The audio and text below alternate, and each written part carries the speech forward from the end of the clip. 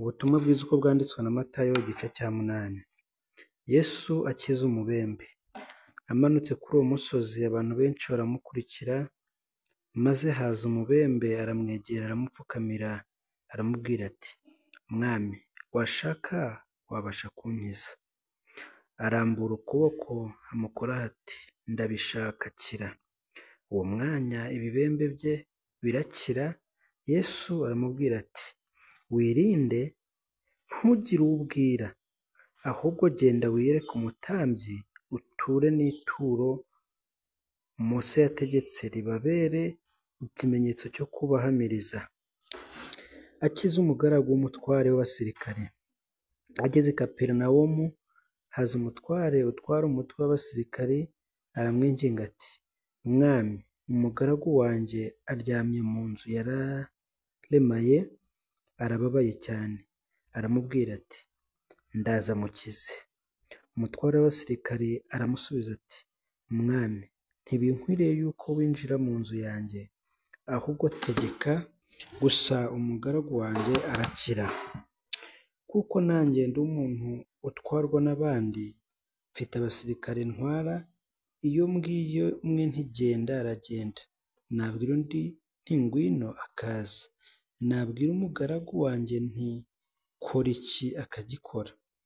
Yesu abyumvise aratangara, abwira abamukurikiye ati, ndababwira ukuri yuko ntabwo nari nabona kwizera kungana gutya, habe no mu Bisirayeli. Ndababwira yuko benshi bazaturuka iburasirazuba n'iburengerazuba, bakicarana na Aburahamu na Isaka na Yakobo mu bwami bwo mu ijuru. Ariko abana bo muri burya bwami bazirukanirwa mu mwijima hanze, ariho bazaririra bakahakenyera amenyo. Yesu abwira uwo mutware ati, nuko genda bikubere nk'uko wizeye. Umugaragu we akira uwo mwanya.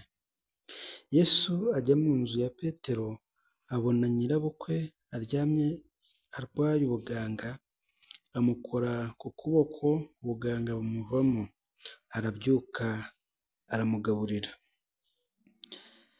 Nimugoroba bamuzanira abantu benshi batewe n'abadayimoni, yirukanisha abadayimoni itegeko gusa, akiza abari barwaye bose, kugira ngo ibyavuzwe n'umuhanuzi Yesaya bisohore ngo, ubwe niwe watwaraga ubumuga bwacu, akikorera n'indwara zacu. Gukurikira Yesu ntibyoroshye, kandi Yesu abonye abantu benshi bamugose, ategeka ko bambuka bakajya hakurya. Umwe mu banditsi araza aramubwira ati, Mwigisha, ndagukurikira aho ujya hose. Yesu aramubwira ati, ingunzu zifite imyobo n'ibiguruka mu kirere bifite ibyare, ariko umwana w'umuntu ntafite aho kurambika umusaya.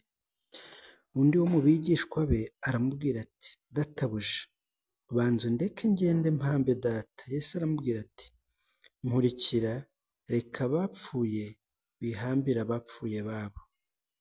Aturisha inyanja. Yikira mu bwato, abigishwa be bajyana nawe, umuyaga uba mwinshi mu nyanja, ubwato bwabo burengerwa n'umuraba wisuka muri bwo.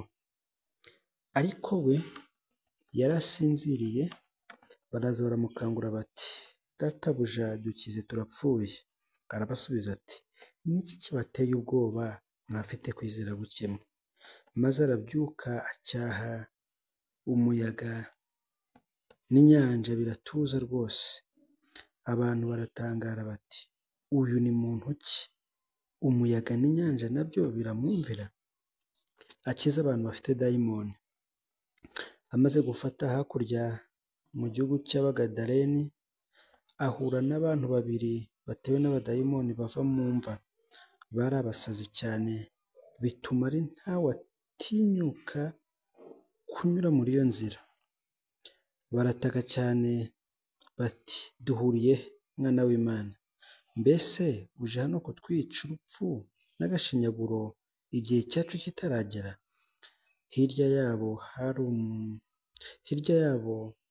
hari umugana w'ingurube nyinshi zirisha.